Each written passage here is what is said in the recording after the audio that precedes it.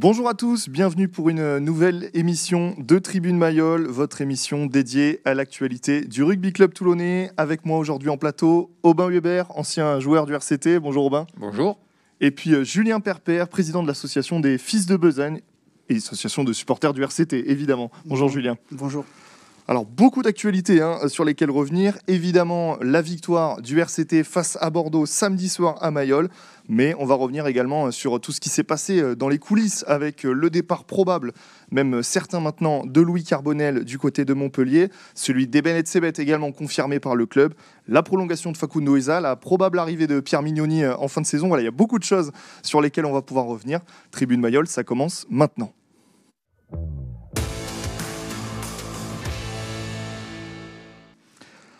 Alors, on commence déjà par regarder quelques images de la victoire de Toulon à Bordeaux. C'était samedi soir à Mayol, 21-18. Les Toulonnais qui ont ouvert la marque avec un essai justement de Facundo Isa avant que Bordeaux ne revienne en fin de match, même si Baptiste Serin avait inscrit le deuxième essai pour Toulon. Cross et Rebadge se sont fait exclure en toute fin de rencontre pour un mauvais geste. Toulon gagne une place et est donc 13e du top 14. Messieurs, un mot sur la victoire des Toulonnais samedi soir. Est-ce que Toulon se donne un peu d'air en gagnant ? Aubin Weber d'abord. Écoutez, oui, bien sûr qu'il se donne un peu d'air. Surtout, il se donne au niveau de la tête, au niveau de l'état d'esprit. On a retrouvé une équipe combattante, vraiment déterminée vers ce quoi elle doit faire comme rugby. Donc voilà, après, elle est tombée sur une équipe de l'UBB qui était venue aussi pour essayer de perturber les choses. Mais en tout cas, on a été vraiment clair, bien précis dans tous les domaines, même si à un moment donné, on a eu un petit peu peur. Mais bon, je crois qu'avant tout, cette victoire va faire du bien aux têtes et au classement. Julien Perper, en tant que supporter, on a retrouvé un Toulon plus combatif, plus présent dans le combat, dans les rucks, ce qui avait manqué face à Castres. Ça, c'est positif, j'imagine, quand on supporte Toulon. C'est ce qu'on veut voir, en tout cas, d'une équipe toulonnaise.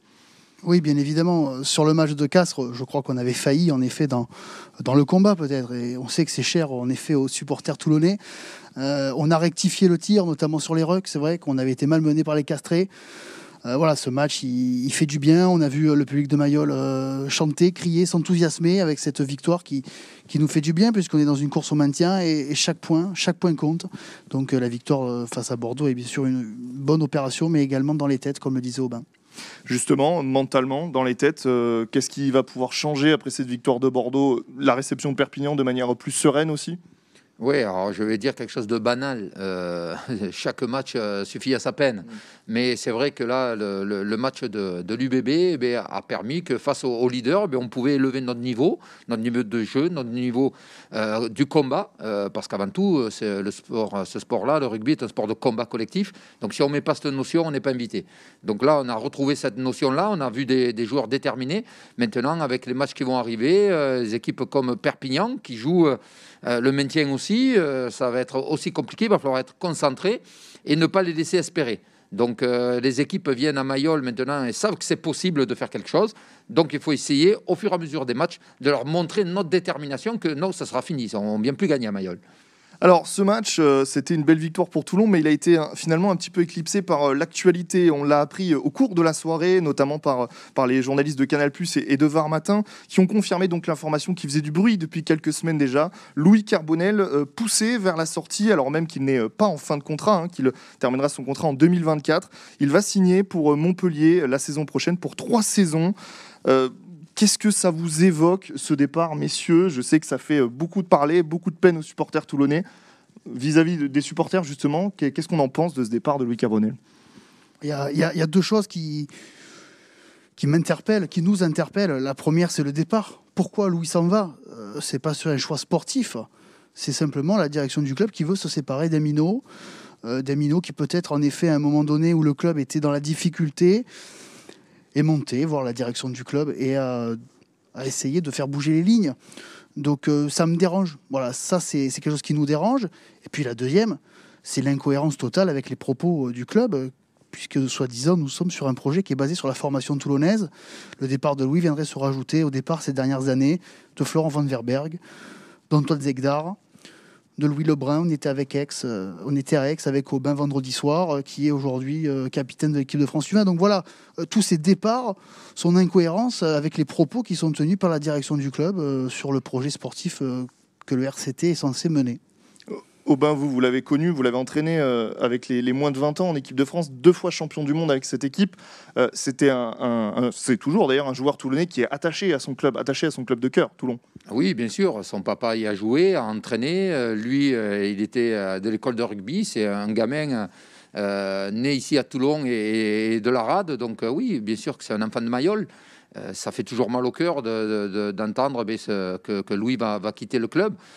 Donc voilà, oui, je rejoins un petit peu les propos. Voilà, tout simplement, on est dans un projet à long terme sur la formation. On sait que avoir des jeunes, moi j'ai entraîné l'équipe de France de moins de 20 ans, j'avais 6 joueurs toulonnais dont les noms ont été évoqués, donc il n'en reste plus que 2 ou 3.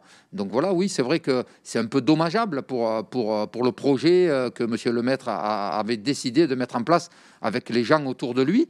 Donc si ces joueurs-là décident de partir, c'est qu'à un moment donné, il y a un petit souci où je ne sais pas, je ne suis pas à l'intérieur du club. Moi, je ne fais qu'analyser, entre guillemets, et je ne me permets pas de juger. Le mot juger, pour moi, est un peu particulier. Je ne fais que constater ce que tout le monde voit. Des jeunes joueurs du club qui ne sont plus là, qui profitent aux autres clubs. Alors attention, nul est prophète en son pays, on dit. Mais c'est vrai que là, le départ de Louis risque d'en entraîner d'autres. Donc ça serait dommageable pour le club, parce que là, après, on repartirait sur un autre projet. Et deuxième coup de massue, on l'a appris dimanche dans la matinée, le géant sud-africain Eben Etzebeth, champion du monde et capitaine de cette équipe d'Afrique du Sud, eh bien, qui a demandé à quitter le RCT plus tôt, avant la fin de son contrat. Il connaîtra un départ à la fin de la saison. Ça commence à faire beaucoup là pour le club déjà évidemment, mais pour les supporters aussi, de voir tous ces départs. On parle peut-être même d'autres joueurs éventuellement. On est encore à l'état de rumeur, mais c'est 2 joueurs déjà. Oui, les supporters toulonnais ont vécu un dimanche très compliqué alors qu'on venait de battre le leader bordelais. Bien évidemment, le départ d'Eben est une perte énorme. Là aussi, j'aimerais savoir un peu plus les raisons de son départ, parce qu'on nous dit qu'il s'en va d'un commun accord, mais on ne sait pas trop pourquoi. J'espère vraiment que les déclarations du président qui avait fait des sorties sur Facundo Issa et Eben n'ont pas précipité le départ d'Eben, puisque on l'a vu aussi contre Bordeaux, il a été déterminant et ça va être compliqué quand même. Ça va être compliqué pour les supporters toulonnais qui se posent beaucoup d'interrogations, beaucoup de doutes. Comment va-t-on faire pour rebondir l'année prochaine? Enfin voilà, moi c'est toutes ces questions qu'on posera à la direction du club dans les prochaines semaines, parce que le rugby club toulonnais ne va pas bien, quoi. Je veux dire, quand on voit tout ça, on se pose beaucoup de questions. Le rugby club toulonnais ne va pas bien. Vous partagez cet avis et ce constat quand on voit le départ là, d'Eben Etzebeth qui demande à partir, ce qui est assez rare dans le rugby? Alors, moi, par rapport au départ d'Etzebeth, c'est différent par rapport à Louis ou d'autres. On est en 2022. En 2023, il y a une Coupe du Monde. Je pense que lui, son désir de partir, alors peut-être c'est lié un peu à ce qui se passe, je ne crois pas. Moi, je pense que c'est plus sur le profil du fait qu'il veut être en Afrique du Sud, dans une des provinces, pour être concentré justement, parce qu'il va être appelé à faire des stages avec son équipe nationale et préparer la Coupe du Monde 2023. Donc oui, bien sûr qu'en tant que pur et dur, le joueur partir, c'est un grand joueur, c'est une perte. Après, je pense que c'est différent du problème de Louis Carbonel ou d'autres. Donc oui, après, je crois que le RCT est en train de passer à une passe un peu compliquée. Je ne crois pas que ce soit Louis ou Anthony Bello aussi qui va partir, dans leur tête, soit déjà ailleurs. Je pense qu'ils vont d'abord tout faire pour aider le rugby club toulonnais. C'est leur devoir, c'est leur métier aussi. Mais avant tout, je crois que soit Louis ou les autres joueurs vont tout donner pour que le rugby club toulonnais remonte au classement et se sorte de ce mauvais espace. Alors, très rapidement, messieurs, on va évoquer 2 autres sujets. D'abord avec vous, Facundo Issa, la prolongation. Je sais que ça vous tenait à cœur parce que c'est un enfant qui est partenaire, filleul parrain des Fils de Besagne. Heureux de le voir prolonger. Oui, bien évidemment. Facundo, je lui ai souvent dit d'ailleurs, il aurait pu naître à Toulon, Facundo. Je veux dire, son tempérament, sa grinta, l'envie et la combativité qu'il met sur un terrain, forcément, ce sont des valeurs auxquelles les supporters et le public s'identifient. Et voilà, d'ailleurs, il n'y a qu'à voir la mobilisation des supporters pour qu'ils restent, qui s'est manifestée. Donc voilà, bien sûr, c'est une très très belle satisfaction de garder Facundo au Rugby Club Toulonnais. Et puis à l'ancien numéro 9, un ancien numéro 9 toulonnais qui va peut-être revenir, Pierre Mignoni. Un avis sur le possible retour de Pierre Mignoni, on en parle de plus en plus quand même. Oui, bien sûr, c'est une très bonne chose. Je crois que quand il était à Clermont en tant que joueur, moi j'étais entraîneur avec Philippe Saint-André, on avait fait revenir au club avec Laurent Emmanuelli. Donc voilà, je crois que quand il y a des joueurs comme ça, ou là actuellement des managers, des entraîneurs de qualité qui sont de Toulon, qui ont envie de revenir sur un projet. Bien sûr, les compétences de Pierre, on les connaît. Je crois que ce soit quand il était adjoint ici de Bernard Laporte ou quand il est parti au Loup en tant que manager. Et il a démontré toutes ses qualités de connaissance sur ce poste-là. Alors maintenant, à voir dans quel secteur d'activité, peut-être ce fameux poste de directeur de rugby, très proche du président, et laisser Franck Azema, en tant que head coach, la performance de l'équipe première. Merci beaucoup messieurs. Avant de se quitter, on va regarder les résultats des sportifs et des sportives varois ce week-end.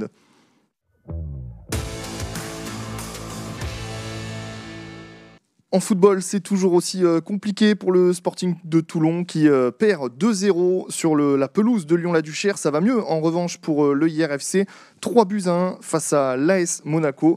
L'IRFC Sporting Club de Toulon, ce sera mercredi soir à 20h à Hyères. Au rugby, l'US Sénoise qui, en match en retard, a battu Berlétan 22-13.